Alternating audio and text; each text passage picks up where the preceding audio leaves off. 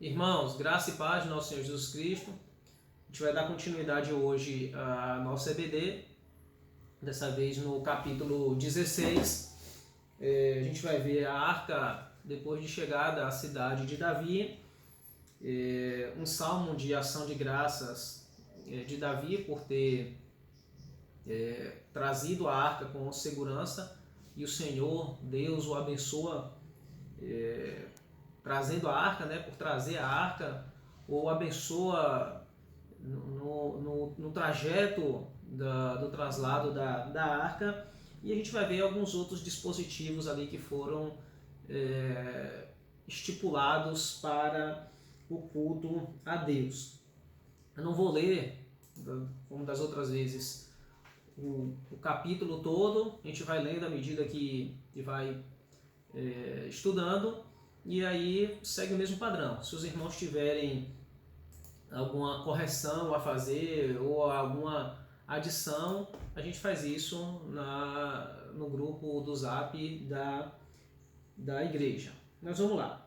Introduziram, pois, a arca de Deus e a puseram no meio da tenda que Davi lhe armara, e trouxeram holocaustos e ofertas pacíficas perante Deus. Lembrando que as circunstâncias agora era um pouco diferente. Ela estava melhor, digamos assim, do que estava anteriormente. A arca estava na casa de Obed, mas ali meio que obscura, uma pequena vila, uma cidadezinha do campo, no meio do bosque. Só que agora ela é removida e levada para um lugar público, né, para a cidade real, onde todos poderiam vê-la, onde todos poderiam estar ali, digamos, adorando a Deus, não de forma mística, no sentido de que era uma adoração à arca como objeto, mas porque ela simbolizava então a presença de Deus. A arca agora ela vai ter uma habitação própria, por assim dizer.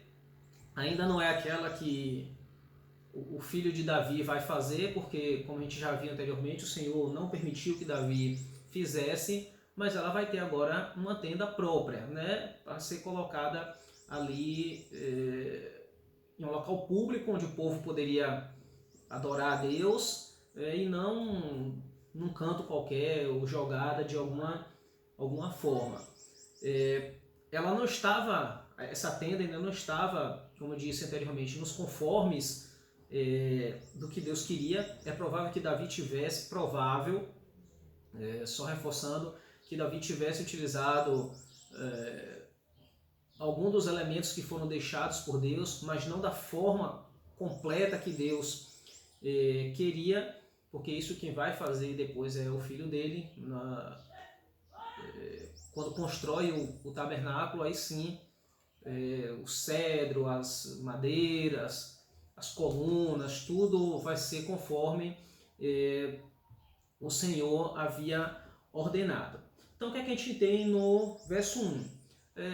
Davi parece agora que está um pouco mais tranquilo, porque a arca já estava estabelecida e estabelecida perto dele. Então ele vai, digamos assim, sossegar um pouco mais a alma. A gente vê que depois da unificação do reino ele tenta logo trazer a arca para a cidade onde ele havia estabelecido. A primeira forma que ele tentou fazer isso foi uma forma incorreta, e por isso o Senhor não permitiu que a arca chegasse. Ela para no meio do caminho, na casa de Obed, e somente depois que Davi busca o conselho de Deus, por assim dizer, e observa as leis da forma que a arca deveria ser conduzida, é que ele vai conseguir fazer isso. Mas Davi cuida da arca agora, e a gente vê isso no início ali de duas formas interessantes.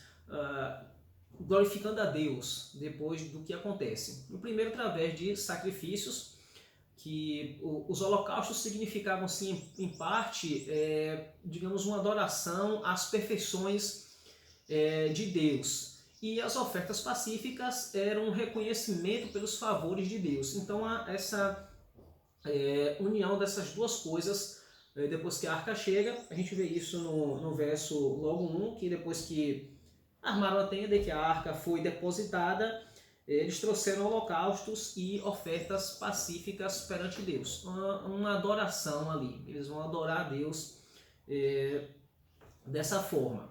A gente vai ver também um pouco mais à frente, no verso 4, que isso foi feito através de cânticos. E como a gente viu no capítulo anterior, Davi insere ali no culto a Deus, ali no tabernáculo, na tenda, que os levitas cantassem e louvassem com símbolos, instrumentos de cordas, enfim.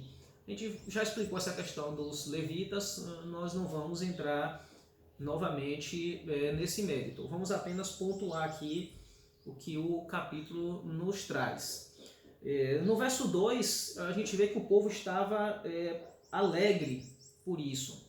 É motivo de regozijo ali do povo, tanto a unificação do reino, Davi ascendendo ao trono, que era a promessa que Deus havia dado, e ela é cumprida aqui agora, digamos, de forma plena, porque o reino está unificado, a arca está com Davi e o povo está ali alegre.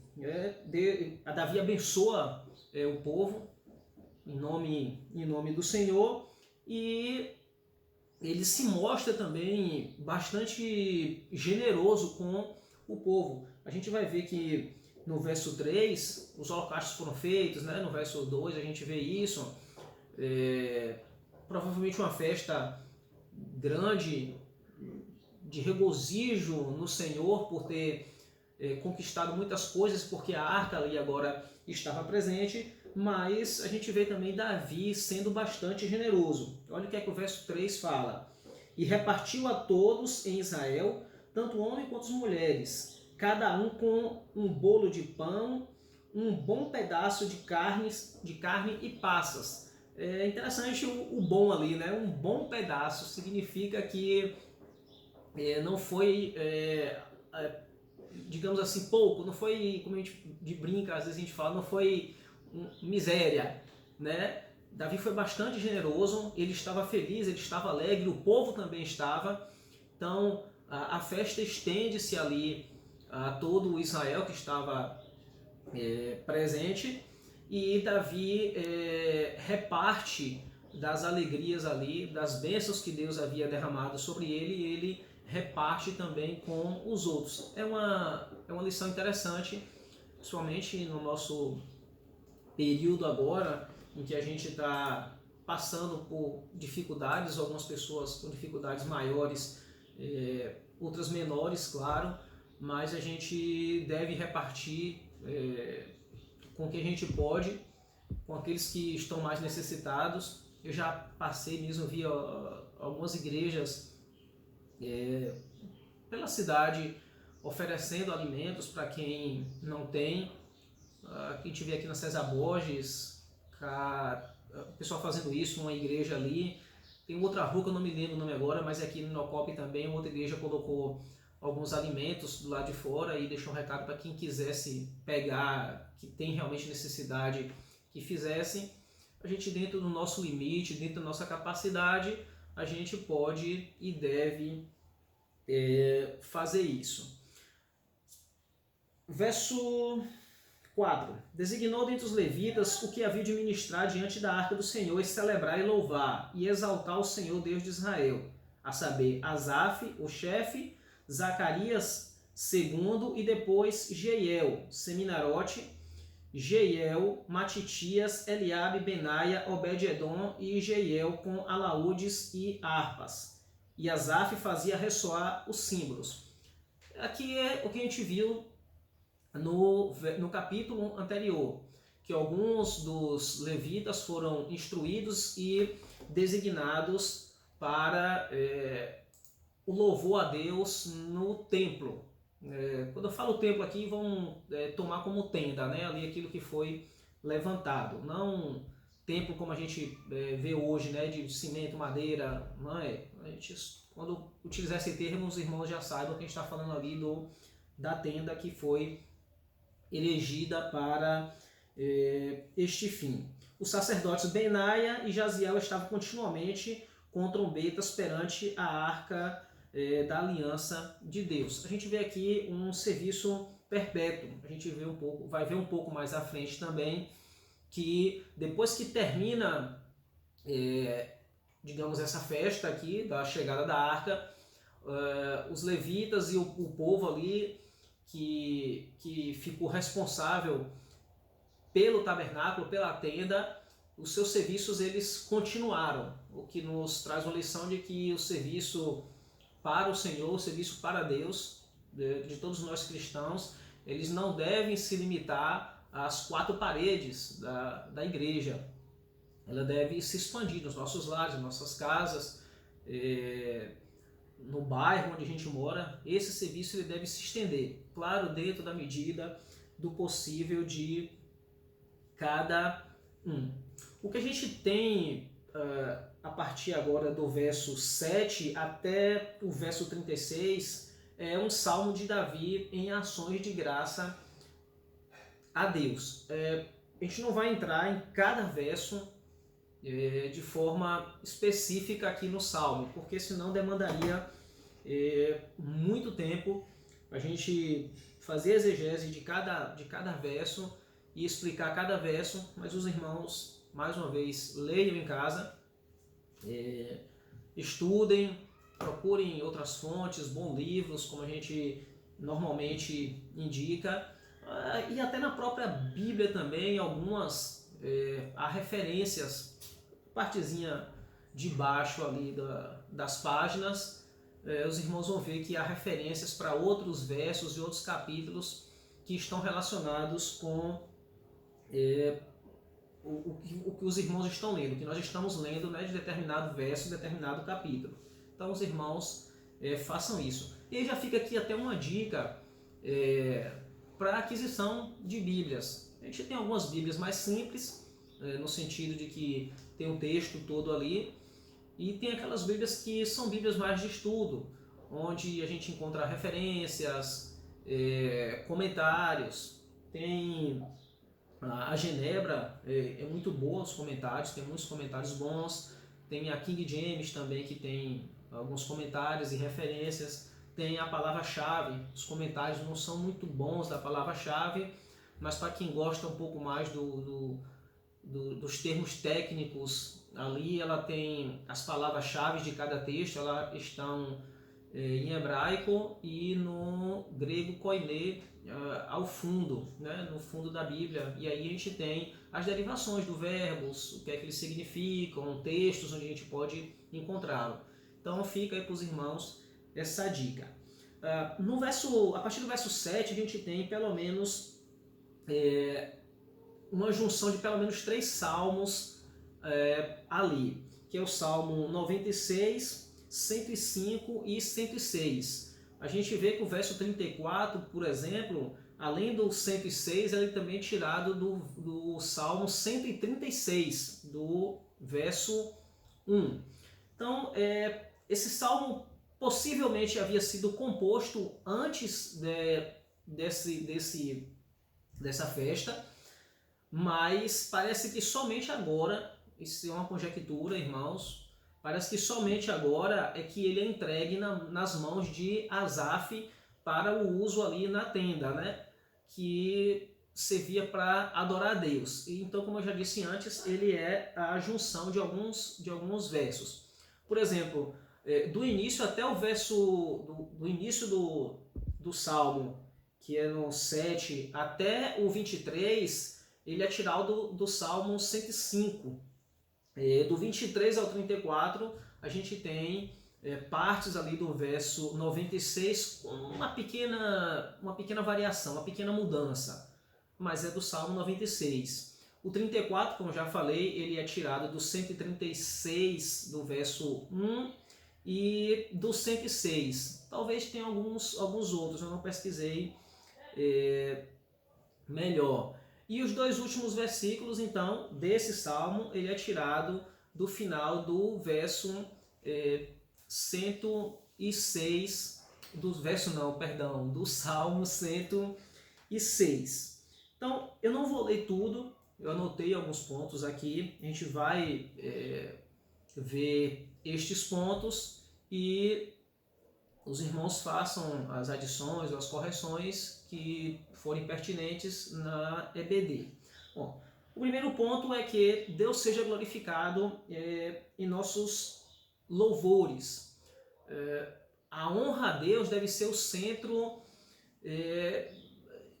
de tudo em nossa vida, né? Daquilo que converge em nossas vidas, daquilo que é principal em nossas vidas é honrar a Deus. E a gente honra a Deus através de ações de graças, por exemplo, como é o povo aqui adorando e agradecendo a Deus pelo aquilo que havia conquistado, tanto de reino quanto chegada da arca. É possível que eles estivessem agradecendo a Deus por outras coisas também, durante o reinado de Davi, ou durante o período em que Davi ainda haveria de se tornar rei. Ele passa por bons bocados, a gente já estudou isso também. Ali há um período de paz, mas a gente viu que a vida de Davi foi bastante conturbada em relação àqueles que o perseguiam e dentro da própria família. A gente também deve honrar a Deus através das nossas orações, né? Invocar o nome do Senhor, é o que traz no verso 8, render graças ao Senhor, invocar o seu nome, fazer conhecido entre os povos os seus feitos. A gente vê isso bastante ali no Pentateuco, os feitos de Deus sendo feitos conhecidos pelo povo. A gente viu em algumas passagens, por exemplo, quando Jerusalém, não me foge o nome da cidade agora, Jericó, Jerusalém não, me perdoe, Jericó. Quando Jericó foi derrubada, a gente viu que quando os espias chegaram lá, Raabe estava preocupada, porque ela falou, né, que os feitos do povo de Deus e os feitos de Deus já eram conhecidos antes mesmo deles chegarem. Então a gente deve fazer Deus ser conhecido no sentido de levar a palavra, levar o conhecimento que nós temos de Deus a outros povos. Invocar o seu nome é o que o verso 8 traz, como eu disse. Através de nossos cânticos também a gente deve louvar e engrandecer a Deus, falar das suas maravilhas, daquilo que Deus faz conosco, seja nas coisas pequenas, como a gente costuma falar, ou seja nas coisas grandes. Cantai-lhe salmos, narrai todas as suas maravilhas. É o que o verso 9 nos diz. A gente deve cantar, não somente, como eu disse, na igreja, mas naquele momento que a gente está ali tomando banho, que a gente está nos divertindo em nossa mente, louvar a Deus, engrandecer a Deus, cantar ao Senhor, nos regozijar e nos alegrar no Senhor. A nossa alegria é essa. A paz para o cristão e a alegria para o cristão, ele não depende de fatores externos. Nós temos paz e nos regozijamos e nos alegramos porque o Senhor está conosco, porque nós estamos unidos a Cristo. Esse é o nosso motivo da nossa alegria, independente de pandemia, independente de guerras, independente de situação financeira, de doença, de morte. A gente fica triste, claro, porque somos humanos e estamos passíveis a essas coisas, mas nossa alegria maior está no Senhor. Ponto 2, e ele também começa no verso 8, é que outros também sejam edificados e instruídos, no sentido de que quando a gente faz conhecido entre os povos, entre os nossos amigos, entre vizinhos, os feitos do Senhor, a gente também edifica e instrui essas pessoas, né? Cantar entre as nações a glória de Deus, é o que o verso 24 fala. Anunciar entre as nações a sua glória, entre os povos as suas maravilhas.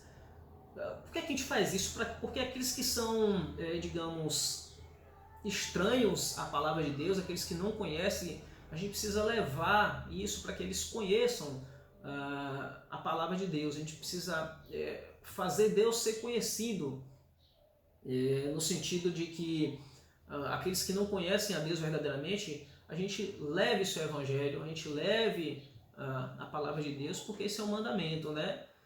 Que a gente deve ir pregar o evangelho por onde quer que a gente passe, em tempo e fora de tempo. Não estou falando aqui de ser chato, porque às vezes a pessoa não quer ouvir realmente.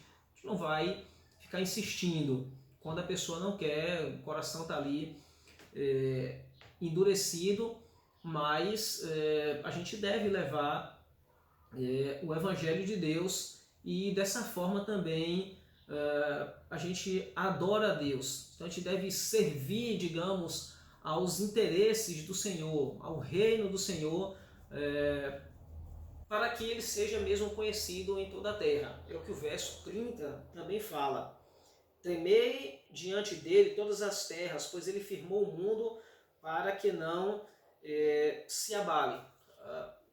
Toda a terra deve se tremer diante do Senhor e temer diante de Deus, porque ele é o Senhor soberano, Criador de todas as coisas, Criador de todo o universo, de tudo que é visível, que é invisível. É o Senhor Deus que fez. Ponto 3 é que nós devemos estar sempre, digamos, confiantes em Deus. Aqueles que dão glórias ao nome de Deus, e que nós temos, digamos assim, permissão para se gloriar nele. Não uma permissão de Deus para nos gloriarmos em nós mesmos, né? É o que o verso 10 dá. Gloriai-vos no seu santo nome. Alegre-se o coração daqueles que buscam a Deus. Aqui o salmista, Davi, não está falando de glória própria.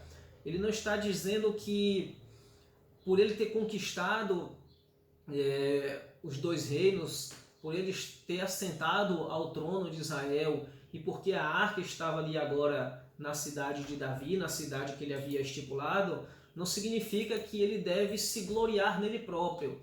É como se os méritos fossem dele, mas que os méritos ali estão no Senhor. Então, quer gloriar-se, glorie-se no Senhor, porque é Deus que estipulou as coisas, foi Deus que ordenou as coisas, foi Deus quem salvou Davi, foi Deus que colocou Davi ao trono. Da mesma forma, é Deus quem nos permite fazer as coisas, é Deus quem ordena, que decreta que estejamos vivos, é Deus quem decreta que estejamos mortos, é Deus quem nos dá o sustento de todas as coisas. Então, se a gente se gloria, gloriar-se no Senhor e não em nós mesmos, porque nós não temos condição nenhuma de fazer qualquer coisa sem que a mão do Senhor nos guie. No verso 15, a gente tem: lembra-se perpetuamente da sua aliança, da palavra que empenhou para 1000 gerações. Isso aqui é interessante. A aliança do Senhor, ela é eterna, é motivo da nossa alegria. Porque se Deus prometeu, se Deus fez, a gente tem a certeza de que isso vai ser cumprido, de que seus consertos serão feitos conforme aquilo que Deus anunciou, conforme aquilo que ele quis, aquilo que Deus determinou. A gente tem uma passagem paralela a essa que está no Salmo 105, verso 8, dizendo que Deus nunca se esquecerá daquilo que ele prometeu. A gente vê que essa aliança, por exemplo, de Davi, ela é uma aliança que já havia feita há algum tempo. A aliança de que Davi seria rei sobre Israel. A aliança de Abraão, Isaque e Jacó, a aliança quando foi feita, Abraão, Isaque e Jacó também já haviam morridos há muito tempo, mas ela estava ali ainda garantida pelo Senhor, porque foi Deus quem prometeu e ele iria levar a cabo a sua promessa. Então elas poderiam ser, digamos, reivindicadas pelo povo de Deus ali, porque o Senhor havia prometido e que ele iria cumprir. Mas vamos lá, um outro ponto. A salvação é do Senhor, é especialmente do Senhor. Como Jonas fala, a salvação pertence ao Senhor. A gente tem lá no verso 23, cantai ao Senhor todas as terras, proclamai a sua salvação, dia após dia. Então, é um motivo também de grande alegria para nós, porque somos salvos no Senhor, eleitos de Deus para a salvação através de Cristo Jesus. Então, como eu falei anteriormente, a nossa paz e a nossa alegria estão no Senhor. Independente dos fatores externos, nós temos motivos para celebrar essa bênção gloriosa que Deus nos deu, que nos concedeu por mérito do seu Filho amado Jesus Cristo, o Deus encarnado, e diariamente nós recebemos benefícios dessa eleição. Se nós estamos vivos agora, se estamos louvando, engrandecendo a Deus agora nesse momento, é porque o Senhor assim nos permitiu. A eleição dada por Deus, ela se estende de várias formas. Estamos vivos agora porque o Senhor quer dessa forma. Se nos alimentamos é porque o Senhor quer desse jeito. Se nós passamos por doenças e passamos por tribulações, o Senhor também está ali com a sua mão firme, tanto infligindo a nós, às vezes, algumas tribulações para que possamos crescer mais espiritualmente e depender mais dele. Também é o mesmo Senhor também que nos dá momentos de felicidade, que nos dá momentos de alegria, para que também nós nos regozijamos nele. No verso 29 a gente ainda tem: tributai ao Senhor a glória devida ao seu nome, trazer oferendas e entrai nos seus átrios. Então, que Deus também seja louvado no serviço constante que nós devemos ter a Ele, serviço que é devido a Deus, através da ordenança que Ele mesmo deu. Trazer uma oferta, fruto da terra, agora o fruto dos lábios e do coração, é o que está lá em Hebreus 13:5. A gente deve adorar a Deus com o nosso coração, com nossas ofertas. Claro, a gente está falando aqui mais uma vez de misticismo, nem daquela coisa de que se não dizimar não vai ser abençoado, que você precisa, com uma obrigatoriedade, trazer o dízimo à casa do Senhor. Não é isto. Mas a gente deve sim, claro, quando podemos, como uma forma de retribuição a Deus, dizimar e ofertar na casa do Senhor, porque o Senhor nos deu. Se nós temos, por que não devolvemos uma parte a Deus?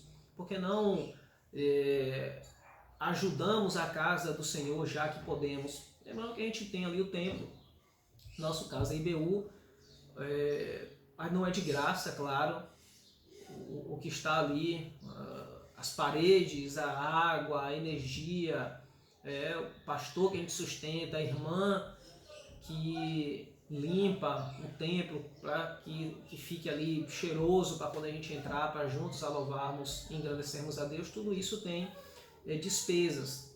Então a gente precisa também adorar a Deus com o nosso coração, claro, com nossa alma, com o nosso espírito, em verdade, mas a gente também precisa sustentar, digamos, a casa do Senhor ali, nossa casa de oração. O evangelho é gratuito, mas a gente precisa manter também a graça de Deus, a casa do Senhor ali. No verso 30 e 31, a gente vê uma coisa também que é interessante. Tremei diante dele todas as terras, pois ele firmou o mundo para que não se abale. Alegrem-se os céus e a terra exulte. Diga entre as nações, reina o Senhor. E a gente vê aqui a monarquia universal de Deus e o temor e o tremor que o povo deve ter diante de Deus. Alegra-se os céus porque o Senhor reina.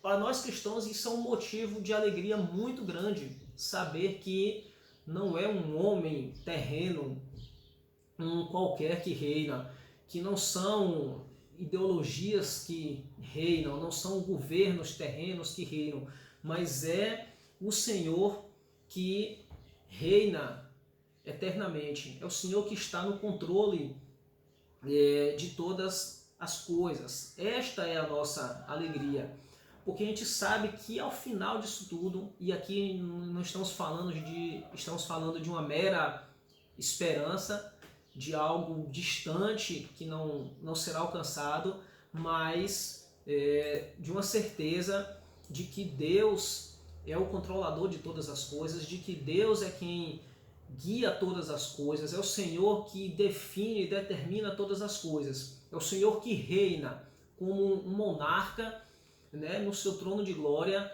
onde nada escapa da sua providência e nada escapa dos seus olhos. É o Senhor reinando ali eternamente. No verso 32 e 33 a gente tem: ruja o mar e a sua plenitude, folgue o campo e tudo que nele há, regozije-se as árvores do bosque na presença do Senhor, porque ele vem julgar a terra. É interessante que tudo parece que será consumido, né? Embora tudo ali será consumido pelo Senhor. A gente viu o pastor Harry falando outro dia sobre novos céus e uma nova terra, em que tudo se fará novo e o Senhor vem para julgar.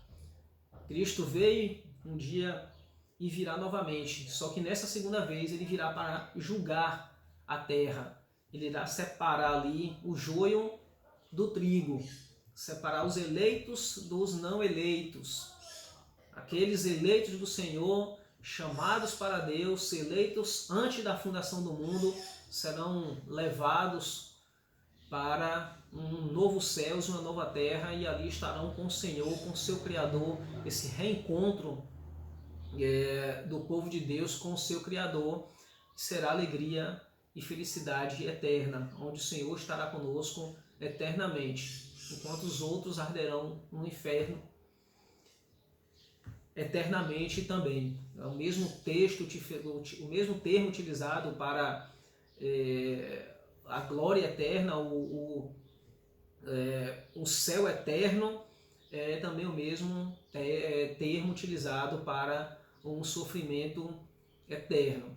Então a gente tem algumas vertentes aí, alguns universalistas que dizem que Deus salvará a todos. Isso não é bíblico, não está na Bíblia, não precisa nem se tentar refutar isso, porque não se encontra na Bíblia essa universalidade.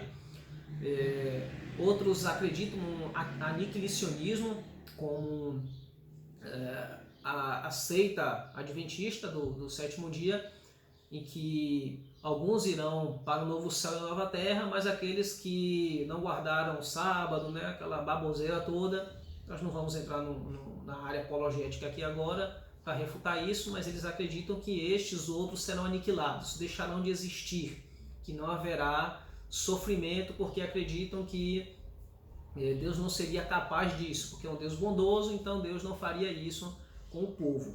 Mas as escrituras mostram lá céu e inferno, ambos criados por Deus. O inferno, tanto quanto o céu, é uma criação do Senhor, para mostrar tanto o seu amor e a sua justiça, quanto a sua ira. E, finalmente, nós temos no verso 36, Deus sendo ali, mostrando que Ele é o Alfa e o Ômega. Bendito seja o Senhor nosso Deus de Israel, desde a eternidade até a eternidade. E o povo disse amém e louvou ao Senhor. Interessante que Davi começa no verso 7, 8, dando graças ao Senhor, e conclui dizendo: louvado seja o Senhor. Ele começa louvando ao Senhor no seu salmo e termina louvando a Deus no seu salmo. É o que a gente chama de doxologia, que essa parte aí ela tomada, ela está, digamos assim, também no Salmo 106, no verso 48. Só que lá tem uma pequena variação, que ao final todo o povo diz amém, aleluia. E aqui a gente vê que o povo concordou na parte B do verso, e todo o povo disse amém, ou seja, que assim seja, né? O povo concorda e esse povo todo louva a Deus por aquilo que havia terminado de acontecer. O que a gente tem agora, do verso 37 ao 43, são alguns dispositivos para o culto. Parte deles já havia sido trazido no capítulo anterior. Então, Davi deixou ali a arca diante da arca da aliança do Senhor a Asaf e seus irmãos para ministrarem continuamente perante ela, segundo se ordenara para a cada dia. O que nos traz a seguinte lição: a adoração a Deus não deve ser apenas no templo, na nossa casa, ou no nossa igreja, né? Mas que essa adoração a Deus ela deve ser solene, ela deve ser perpétua, contínua, onde quer que estivermos, nós devemos continuar adorando a Deus, louvando o nome do Senhor em todos os momentos. Então, Davi estabelece ali uma constância, digamos, para o cumprimento e a obrigação daqueles que foram ou ficaram responsáveis por aquele serviço, aqueles que se oficializaram a fazer aquilo. E aí a gente tira uma outra lição também, parecida inclusive com a anterior. Se nós, digamos, nos responsabilizamos por determinada coisa, seja na casa do Senhor, seja em nosso lar, seja em nosso trabalho, nós devemos manter isso, nós devemos ser constantes nisso. E no que tange ao trabalho do Senhor, ou principalmente no trabalho do Senhor, a gente não deve ser negligente, nós não devemos ficar enrolando. E a gente faz isso, eu faço isso algumas vezes, tenho ciência disso, a gente é rápido em, digamos, esquecer das coisas do Senhor e protelarmos, mas aí a gente tem que voltar, buscar a Deus, buscar a orientação do Senhor e saber que a primazia ela é sempre do Senhor.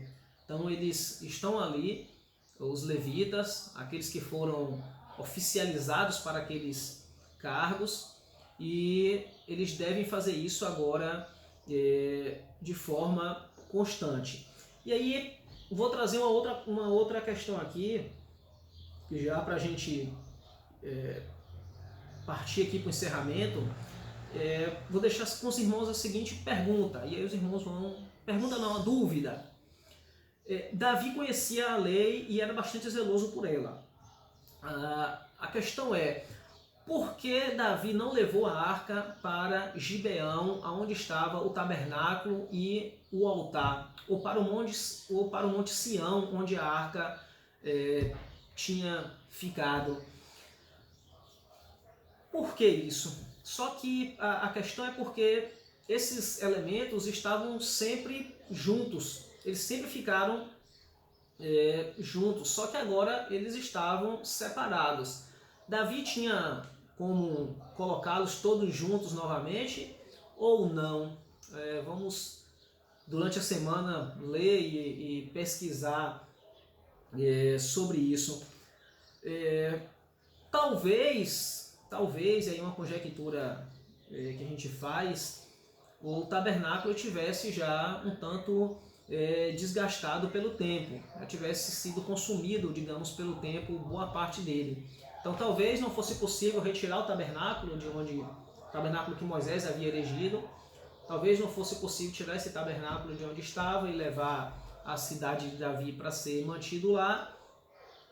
E uma outra possibilidade é que Davi já estava então também estabelecido na cidade de Davi e ele não quisesse fazer isso em outro local. Então Davi erege uma outra tenda para que a arca fosse colocada. E a gente fica essa pergunta, o porquê que Davi não fez isso. Isso é para a gente estudar durante a semana. Uma outra coisa interessante, e também tem a ver com isso, é que o sacrifício não era oferecido na cidade de Davi, aonde a arca estava. A gente vai ver no verso 37. Então Davi deixou ali, diante da arca da aliança do Senhor, Asaf e seus irmãos para ministrarem continuamente perante ela, segundo se ordenara para cada dia. Cadê?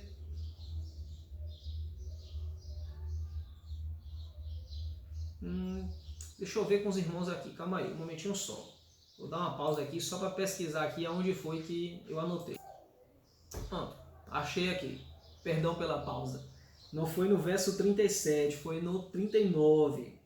E deixou a Zadok, o sacerdote, e aos sacerdotes, seus irmãos, diante do tabernáculo do Senhor, num lugar alto em Gibeão, para oferecerem continuamente ao Senhor os holocaustos, sobre o altar dos holocaustos, pela manhã e à tarde. E isso segundo tudo que está escrito na lei do Senhor, que ordenara a Israel. A gente vai ver isso também lá no Salmo 141, no verso 2. Então, isso faz parte também da pergunta que eu fiz anteriormente aos irmãos. Por que é que Davi não deixou tudo junto?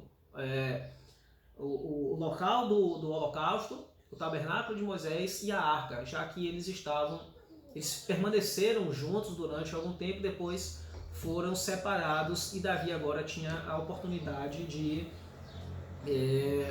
fazer tudo junto. E por que que esses sacrifícios e holocaustos ainda eram feitos lá em Gibeão? A questão é que a adoração, digamos assim, cerimonial, a lei cerimonial ainda estava em vigor. Era uma instituição ali divina e ela não poderia ser omitida. Só que esse local dos holocaustos, ele não estava na cidade de Davi, ele estava em Gibeão, aonde os sacerdotes serviam. Então, por isso que Davi instituiu alguns para que fossem para lá fazer isso. E essa instituição estava de acordo, como o verso 39 e 40 fala, de acordo com a lei de Moisés. Né? Vamos ver lá. Parte B, né, do 39, pela manhã e pela tarde, e isto segundo tudo que está escrito na lei que o Senhor ordenara a Israel. Essa lei havia sido deixada por Deus por intermédio de Moisés. E para finalizar, verso 41 e 43, e com eles deixou a Emã, Jedutum e os mais escolhidos, que foram nominalmente designados para louvarem o Senhor, porque a sua misericórdia dura para sempre. As misericórdias de Deus, como o outro verso fala, são a causa de nós não sermos consumidos. E finalizando com o verso 43, então se retirou todo o povo, cada um para a sua casa, e tornou Davi para abençoar a sua casa. Todo o povo se retirou ali, cada um foram para as suas residências, felizes, regozijando no Senhor por tudo que Deus havia feito até então. E Davi também retorna para a sua casa e foi abençoá-lo. Assim a gente finaliza, então, o capítulo 16. Ficou aí quase 45 minutos, mas se os irmãos tiverem alguma correção a fazer, como eu já disse, faça aí durante a semana na EBD, e semana que vem a gente vai ter aí então o capítulo 17, que é a aliança do Senhor com Davi. São 26 versos, é possível que então fique bem menor nossa aula. No mais, que o Senhor nos guarde, nos guie, que as providências e a misericórdia de Deus continuem sobre nossas vidas, que possamos adorar a Deus em todos os momentos e louvá-lo, porque Ele é merecedor de toda a honra e de toda a glória. Que Deus fique conosco. Até a próxima semana.